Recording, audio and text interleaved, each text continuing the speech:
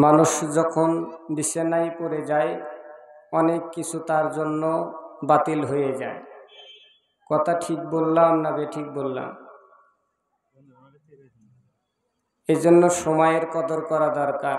মাহফিলের আউটফিল্ডে এখনো যারা আছি ভাই, দয়া করে মাহফিলের প্যান্ডেলে বসে যায়।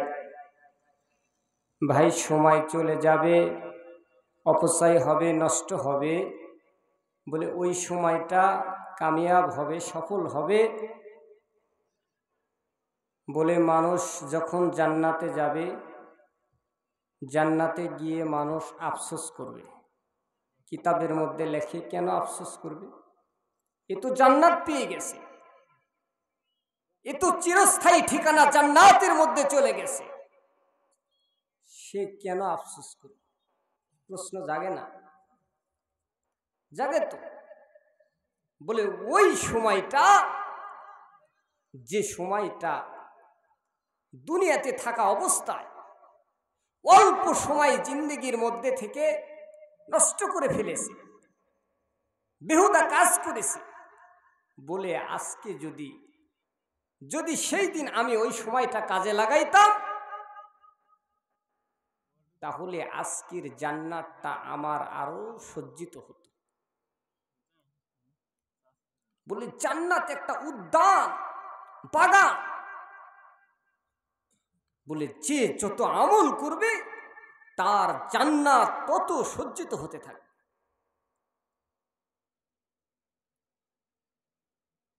ভাই মেরে দোস্তর বুজুর্গ, জান্নাত সাজাইতে চাইলে এই হায়াতের জিন্দেগিকে কদর করা দরকার। আজকে মনে করতেছি সুস্থ আছি, আমল করাই যাবে। একটা ছোট্ট ওয়াকে আপনাদের শোনায় দেব। আল্লামা তাকি উসমানী সাহেব বিশ্বের বরেণ্য একজন আলেমে দ্বীন, উনার অসংখ্য কিতাব আছে, তার মধ্যে ইসলাহি খুতুবাত একটা কিতাবের নাম।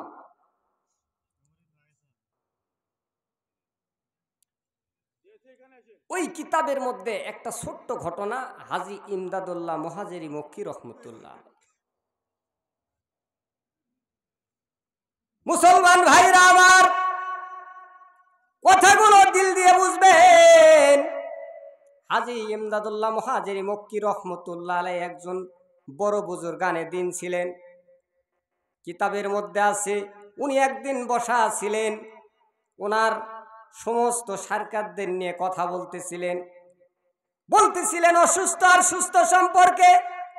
ও মুসলমান, মানুষ যখন সুস্থ থাকে নিয়ামতের মধ্যে থাকে, যখন অসুস্থ থাকে তখনও নিয়ামতের মধ্যে থাকে। কিন্তু কথা হলো, আমরা সুস্থ আছি, আমরা নিয়ামতের মধ্যে আছি, যখন অসুস্থ হয়ে যায় তখনও নিয়ামত কিন্তু সবার জন্য নয়। সবার জন্য সুস্থ অসুস্থ নিয়ামত।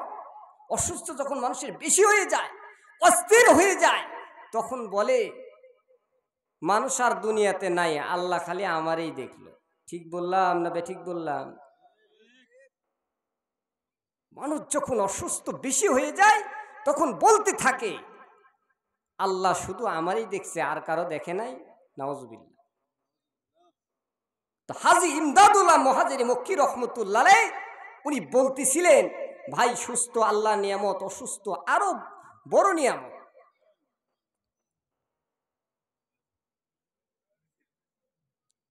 এ কথা বলতে বলতেই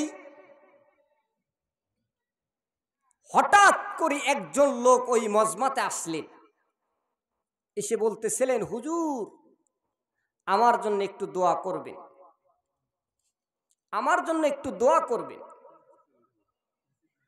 বলে কেন? বলে আমি অসুস্থ, আল্লাহর কাছে দোয়া করেন আল্লাহ তাআলা আমাকে যেন সুস্থ করে দেয়।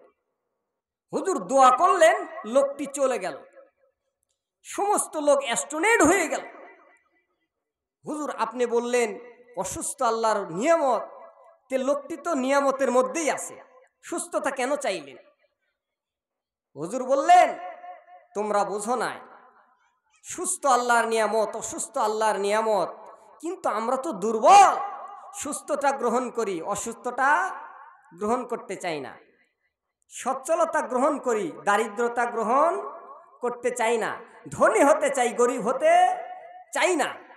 অট্টালিকা হতে চাই, পুরো ঘরে থাকতে চাই না। এটা তো সবারই স্লোগান, ঠিক না বেঠিক? কে না সুখে থাকতে চায়, কে না শান্তিতে থাকতে চায়?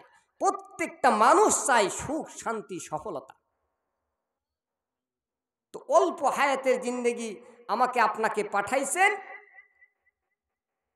প্রত্যেকটা মানুষ চাই সুখ, শান্তি আর সফলতা। কেউ অসুখে থাকতে চায় না, কেউ অসুস্থ হতে চায় না, কেউ গরিব হতে চায় না, কেউ মরতে চায় না।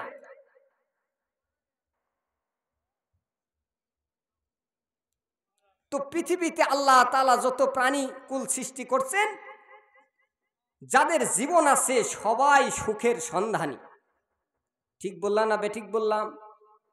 সুখের সন্ধানী, সফলতার সন্ধানী। তো ইহকাল জীবনে আমরা সুখ চাই, শান্তি চাই, সফলতা চাই ক্ষণস্থায়ী জিন্দেগির জন্য। বাট পরকালীন একটা জিন্দেগি, লম্বা জিন্দেগি আছে। এই জিন্দেগিতে সুখ চাই, তাহলে ওই জিন্দেগি সুখ চাই না অসুখ চাই? লম্বা জিন্দেগিতে সুখই চাই, ঠিক না বেঠিক? কারণ এই জিন্দেগিতে যারা সুখ, শান্তি, সফলতা চাই, পরকালীন জীবনেও আমরা সুখ, শান্তি, সফলতা চাই। তাহলে এই জিন্দেগিতে সুখ, শান্তি, সফলতা কেমনে আসবে, আর ওই জিন্দেগিতে সুখ, শান্তি, সফলতা কেমনে আসবে, এটা জানা দরকার আছে না নাই? দরকার না বাবা? যারা এখনো বসি নাই, দয়া করে বসে পড়ি, ফায়দা হবে। কি কন? এ মজমার খুব লাভ আছে, ফায়দা আছে বলে এ মজমাকে ফেরেশতারা বিষ্টন করে রাখছে। এই জন্য আমরা বসি অল্প সময়, বেশি লম্বা টাইম আমাদের ওয়াজ চলবে না, হয়তো 11:30টার মধ্যেই শেষ করার চিন্তা ভাবনা।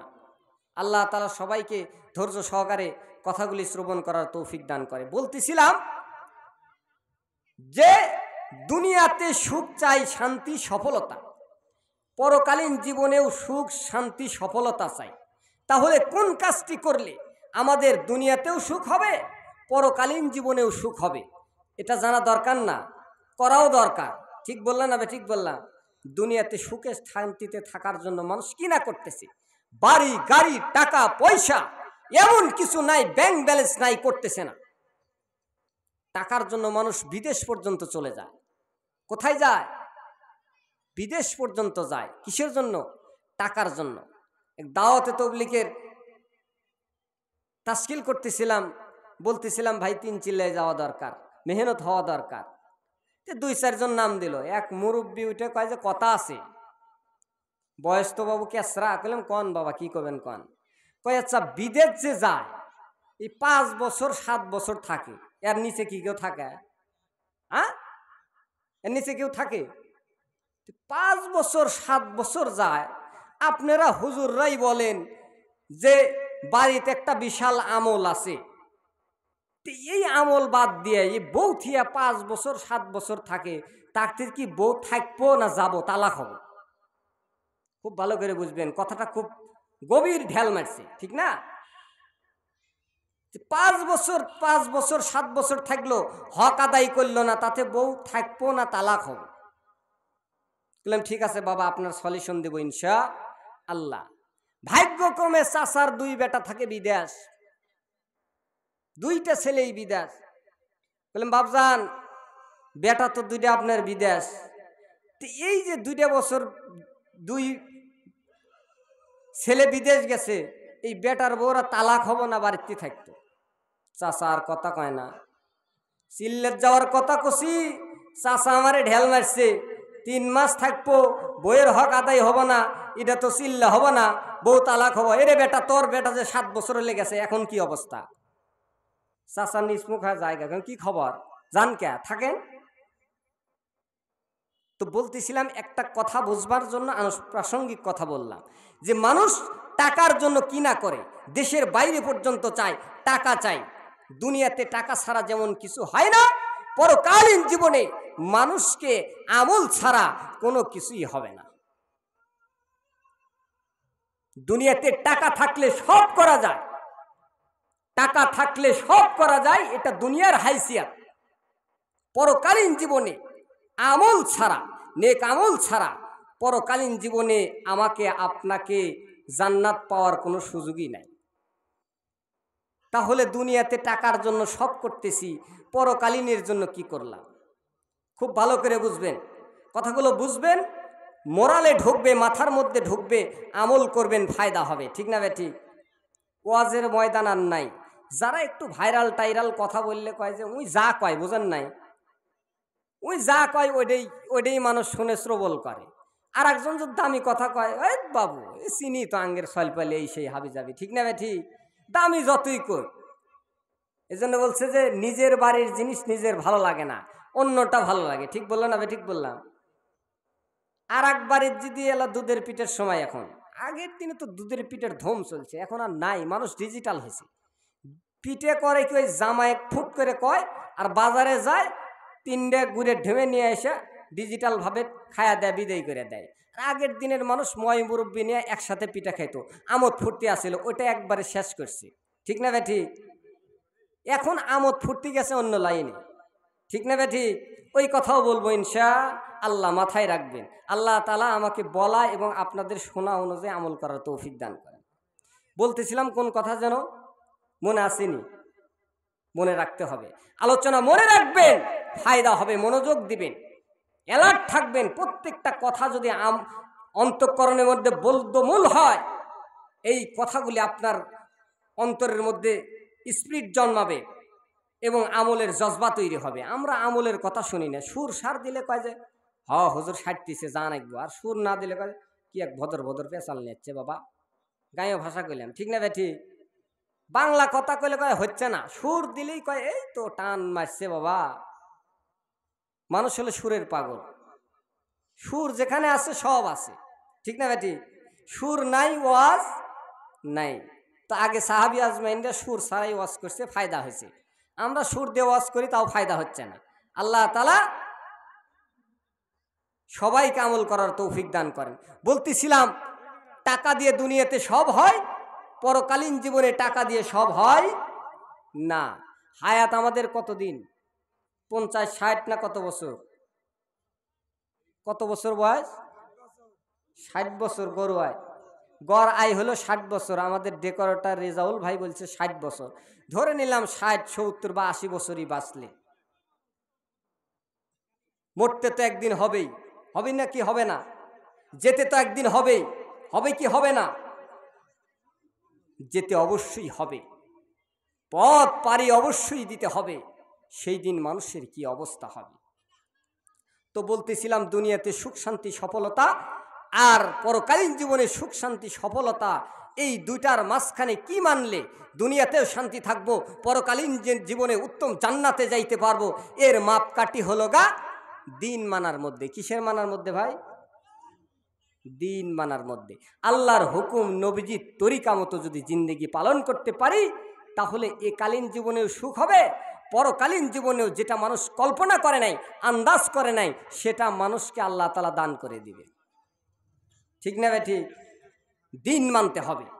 দুনিয়াতে বলে নাই গ্রাজুয়েট অফিসার হলে দুনিয়াতেও শান্তি পাবা, আখিরাতেও শান্তি পাবা, এ কথা বলে নাই। দুনিয়াতে শান্তি পাবা, আখিরাতেও শান্তি দিবে। তুমি বড় কর্নেল হলে, এ কথা বলে নাই।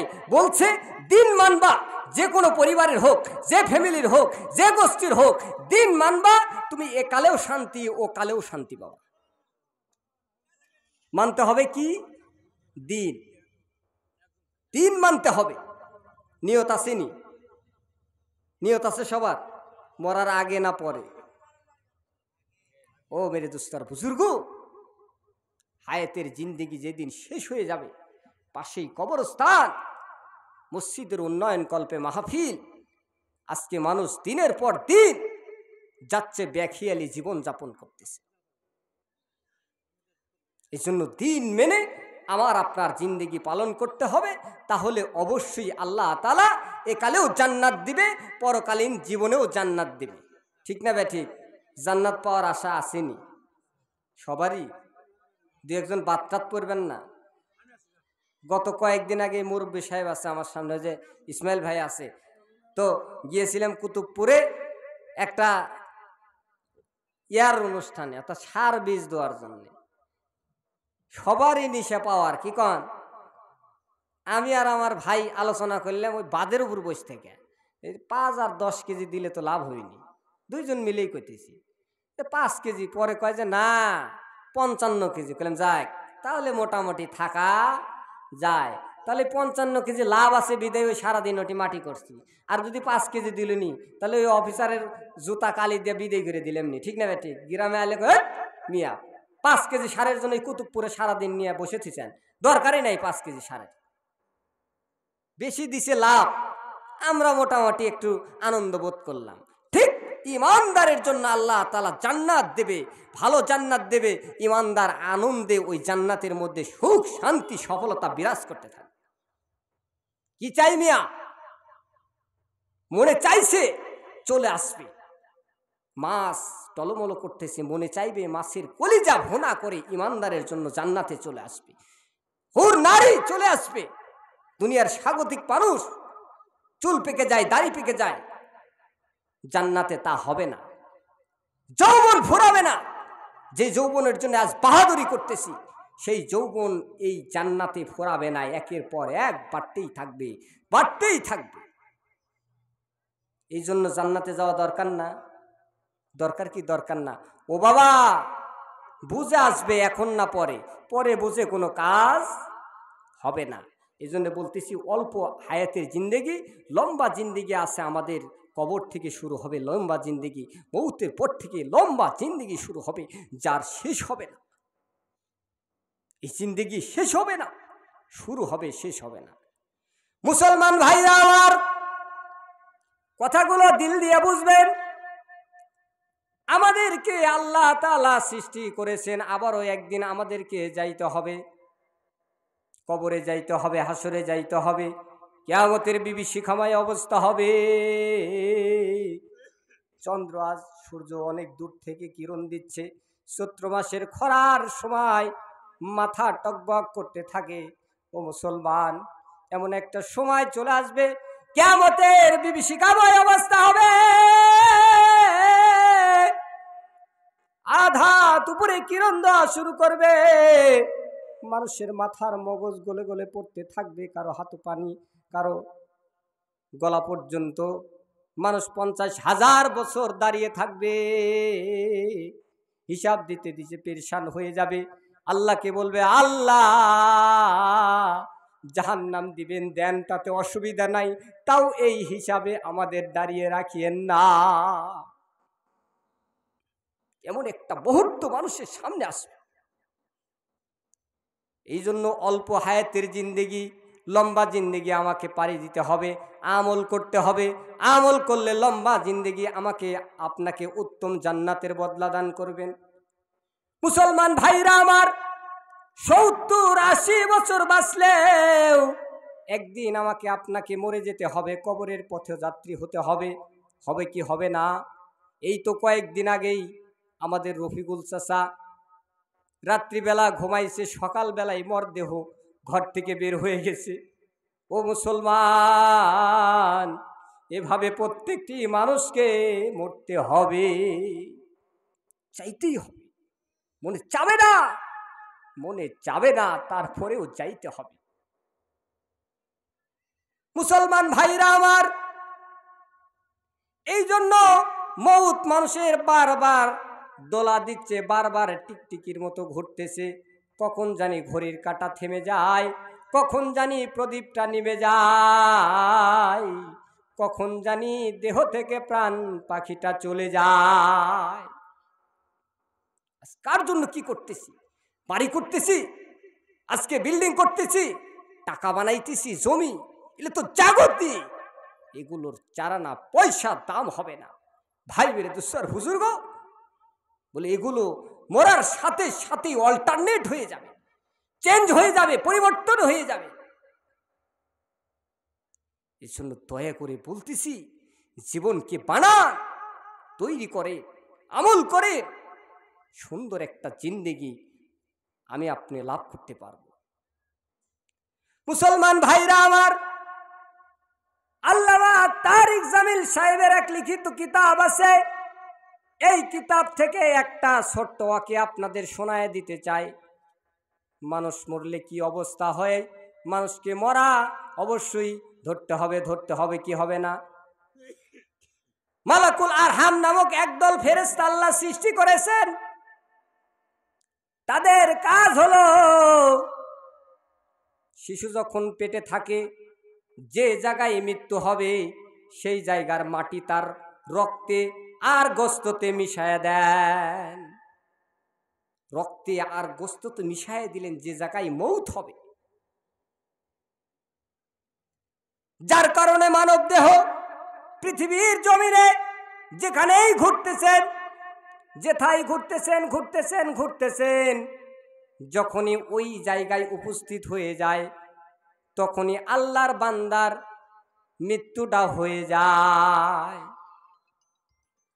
আমরা মনে করি ওই জায়গাতে গেলে লোকটা হয়তো মারা যেত না, খামাখা ওই জায়গায় চলে গেল। বলি কি বলি না? আরে মিয়া, ওই জায়গার মাটি রক্তে আর গোস্তে মিশানো আছে, ওই জায়গায় তোমাকে যেতেই হবে, সেখানেই তোমাকে মৌত হতেই হবে, ওখানে যেতেই হবে, যাওয়া ছাড়া কোনো উপায় থাকবে না। বিশ্ব নবীজি বলেন, তোমরা যদি ঘরের মধ্যে থাকো আর ঘরের মাটি দিয়ে জুমার যদি তৈরি করা হয়, তাহলে ঘরের মধ্যে হাজারো মানুষ থাকতে পারে, হাজারো মানুষের মাঝখান থেকে তোমার মৃত্যুটা ঘটিয়ে যাবে, কেউ বাঁচাইতেই পারবে, কেউ সেখান থেকে আটকাইতে পারবে না। দল মত যত কিছুই বলেন না কেন, টাকা পয়সা বাড়ি গাড়ি কোনো কিছু দিয়েই সেখানে ঠেকানো সম্ভব হবে না। ওখানে গিয়ে আপনার আমার ভিতর থেকে রূহটা টেনে বের করে নিয়ে চলে যাবে, সেদিন কেউ তাকে বাঁচাইতে পারবে না। ভাই মেরে দুঃসর বুজুর্গ, হযরত আজরাইল আলাইহিস সালাম মাঝে মধ্যে নবীদের সাথে সাক্ষাৎ করতেন, করতে করতে হঠাৎ করে একদিন হযরত সুলাইমান আলাইহিস সালামের মজমায় হাজির হয়ে গেলেন। সুলাইমান আলাইহিস সালামের মজমায় হাজির হয়ে গেলেন। কে হলেন হাজির? আজরাইল আলাইহিস সালাম। আজরাইলের সাথে কারো কন্টাক্ট আসেনি? পরে এসো, আগে এসো, এরকম কন্টাক্ট আসেনি? কন্টাক্ট মনে হয় আছে। না থাকলে নামাজে এত মুসল্লি কম কেন?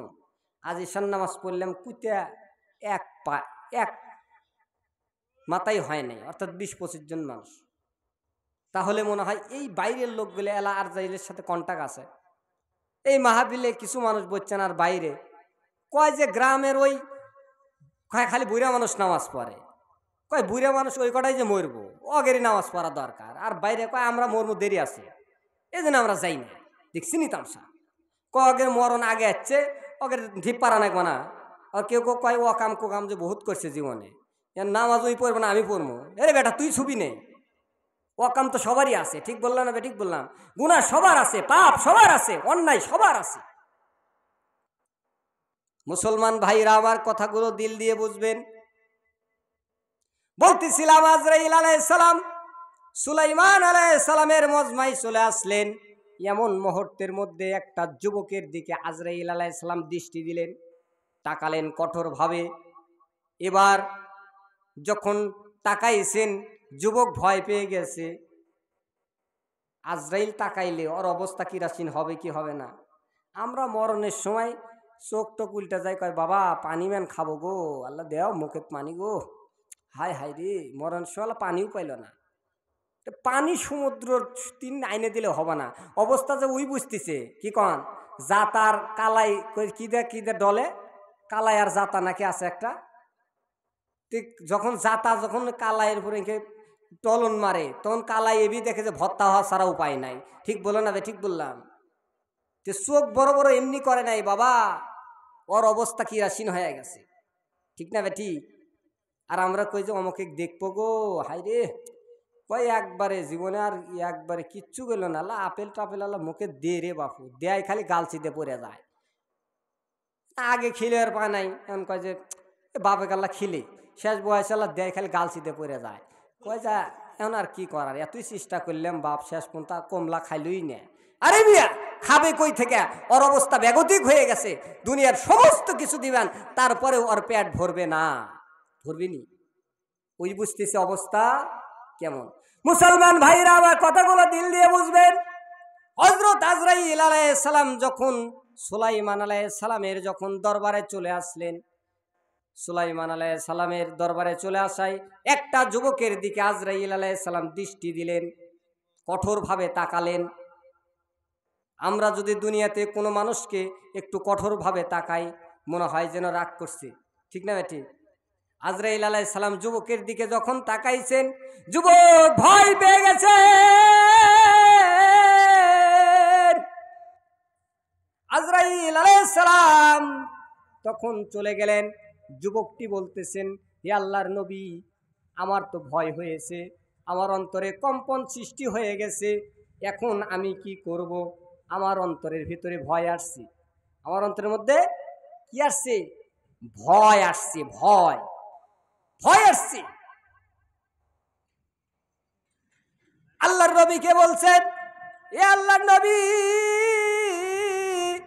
আমাকে এখনই দয়া করে আপনি একটু বায়ুযোগে চীন দেশে পাঠায়া দেন, আমি চীন দেশে যেতে চাই। আল্লাহর নবী অনুরোধকে রক্ষা করলেন, বায়ুযোগে সঙ্গে সঙ্গে যুবককে চীন দেশে ফালাইয়া দিলেন। আবার আজরাইল আলাইহিস সালাম চলে আসলে মজমায় এসে বলতেছিলেন, আমি অবাক হয়ে গেলাম। ওই যুবকের দিকে তাকাইছি, যে যুবকের মৃত্যু চীন দেশে আছে, সেই যুবকটা আপনার মজমায় বসে আছে। আপনি যখন তাকে চীন দেশে পাঠিয়ে দিয়েছেন, আমি আজরাইল আলাইহিস সালাম তখনই তার জানটা কবজ করে ফেলেছি। চীন দেশে গেছে কিসের জন্য? বেঁচে থাকার জন্য। আজকের জায়গায় টাকা আর কোটিপতি আছে, ওরা খালি চিন্তা করে, কই এটি না আমেরিকা যাবো, অসুখ সারব না, এর নানান বুদ্ধি শুদ্ধি আছে, এই সেই যত কিছুই খালি টেকা আলারা খালি চিন্তা করে বড় বড় জায়গা। গরিব মানুষ এখন টেকা নাই, কি করবো, আল্লাহ বাঁচাও, ঠিক না ঠিক? আর ধনী আলারা ওরা চিন্তা করে, কই দেশে না বড় চিকিৎসা আছে, ওটি যাবো, আমেরিকা যাবো। করোনা ভাইরাসে গরিব মানুষ কম মরছে, খালি প্যান পরা আলা, ঘুষ আর সুদ খায়া পেট এই বড় করছে। আল্লাহ কয় ধরা এমন ধরা ধরছে, দেশের ঘুষ আর সুদেরও অগেরই ঠিক মতো ধরছে করোনা ভাইরাস। কৃষক মানুষ কেউ মরে নাই, আমি দেখি নেই যে চরার মধ্যে বা আশেপাশে কয় এই ধুলির যা যাবা না, পরিষ্কার সাবান টাবান দিয়ে এই আসা যাবা না, এই কেউ যারাই কয় যে আসা যাবা না, ধুলের মধ্যে যা যাবা না, অগেরই আল্লাহ আগে ধরছে, ঠিক না বেটি? 2 নাম্বার পথ অবলম্বন করলে আল্লাহ ধরে, ঠিক না বেটি? কৃষক যারা মাঠে কাজ করে, আগের 2 নাম্বারই কম আছে। বলে কেমনে? এরা তো শ্রমজীবী মানুষ, ফাঁক ঝুঁক বোঝে না, অত কিছু বোঝে না, হালাল রিজেকের জন্য সারাদিন কোদাল মারতেছে, সারাদিন রোয়া লাগাইতেছে, আইসে মোটামুটি খায়া বিল বাচ্চা নিয়ে আল্লাহর কাছে, আল্লাহ আবার কালকের দিন আল্লাহ তুমি ভালোভাবে কাজ করার তৌফিক দান করো। আর ঘুষ আলা সারাদিন ঘুষ টুস খায়া বাসাতে এসে বউ দেখে বেসাই ঝায়া আছে, কি খবর? বউ কে তোমার মুখে ঝাঁটাত মারি, এই রাইতে আচ্ছা ভাত নাই, ও মেরে বসে থাকো, বেসাই ঝায়া আছে। পরের দিন চিন্তা করে আরও 2-4 লাখ টাকা ঘুষ কেমনে খাওয়া যায়, ঠিক না ঠিক? বেজার মনে হচ্ছেন, আমি কাবু সব মানুষ জানেনি, কিন্তু কথা বললে আমি এরকমই বলি, একটু এরকমই বলি। 2-4 জন বেজার হলে হয়েন কিয়ামতের দিবসে কেস দিয়েন, কাবু মানুষকে আল্লাহ তালা যা করে করবেনি, ঠিক না ঠিক? দুনিয়ার নিয়ম হলে কেস ফেস করা, কেস ফেস করে কেউ কাউকে ঠকায়, কেউ কাউকে জিতায়। তো কিয়ামতে কেস দিয়েন যে হুজুর একটু এইরকম বাঁকা কথা কইছে, একটু কড়া কথা কইছে, ঠিক না ঠিক? আল্লাহ তালা বোঝার তৌফিক দান করে। কোন কথা বলতেছিলাম মনে আসেনি? কোন কথা মনে রাখতে হবে, মনে রাখলে বুঝবেন না, আলোচনা বুঝবেন না। আলোচনার সারমর্ম মাঝে মধ্যে একটা স্যাম্পল মারতে হয়, বুঝেন নাই? তাহলে আলোচনা ধরে রাখবেন, আলোচনা মাথার মধ্যে আসবে। ওই আজরাইল আলাইহিস সালামের যুবকের জান কবজ চীন দেশে করছে, ঠিক বললাম না? ঠিক বললাম। মুসলমান ভাইরা আবার আমাকে এক ভাই জিজ্ঞাসা করছে, হুজুর আজরাইল তো একটা, আমরা কেউ বাংলাদেশে মরি, কেউ সিঙ্গাপুর মরি, কেউ আরব আমিরাত, স্কটল্যান্ড, বিভিন্ন রাষ্ট্রে বিভিন্নভাবে মানুষ মরতেছে একই টাইমে, ঠিক না ঠিক? এক টাইমে কেমনে যান কবজ করে একটু বলেন তো দেখি। দেখছেন প্রশ্ন সাইজ। এক টাইমে, কথাটা কিন্তু গভীর কথা। এক টাইমে ওই সিঙ্গাপুর একজন মরতেছে, বাংলাদেশে একজন, আবার ভারতে একজন, তারপরে হলো গা আরব আমিরাত, স্কটল্যান্ড, নেদারল্যান্ড, কি ল্যান্ডম্যান্ট আছে, এগুলো আমরা অত বুঝি না। এই যারা খেলা টেলা দেখে এরা দেশ সম্পর্কে খুব ভালো চেতা আছে। ঠিক বললেন না বে? ঠিক বললাম? দেশের নাম খুব ভালোভাবে চিনি, খেলাতে দেখে, বুঝেন নাই? যুবকরা ভালো জানে, আমরা চিনি না। মরক্কো একটা দেশ আছে, এবার ফুটবলের মনে হয় মরক্কোরা খেলছে, ঠিক না বে? ঠিক, মরক্কোরা খেলছে না ফুটবলে, মোটামুটি এগিয়ে গেছিল। আমি জীবনেও জানি নাই মরক্কো নামে কোনো দেশ আছে। আমার খালি কয় মরক্কো মরক্কো, কি ব্যাপার, মরক্কো কি কয়? মরক্কো হলে গা একটা দেশের নাম, আমি কয় একটা খেলোয়াড়ের নাম। বাবা কয় বুঝেন না, আপনারা তো বেতালে তাইলে লোক, দুনিয়ার থাকেন না, দিনেরও খবর রাখেন না, দুনিয়ারও খবর রাখেন না। আঙ্গের কাছে বল দিনেরও খবর নাই, দুনিয়ারও খবর নাই। বলে আপনার কাছে আছে? কয় আমার কাছে আছে। দেখেন না বড় বড় সেটে বিভিন্ন কিছু দেখি, এলে হলে দুনিয়ার খবর। আর দিনের খবর কি? কয় দিনের খবর হলে বিভিন্ন গান বাজনা দেখি, এলে বুঝেন তো না। দেখছি নি তামসা, ওদের কাছে সব খবর আছে। আল্লাহ তাআলা যুবক ভাইদেরকে বোঝার তৌফিক দান করেন। এখন বুড়ে বাপজানদের বোঝা তৌফিক দান করা দরকার, ঠিক না বেঠি? খালি যুবক করে দোয়া করলে হবে না। দোয়া খালি যুবকরা নিয়ে যাবো, বুড়ে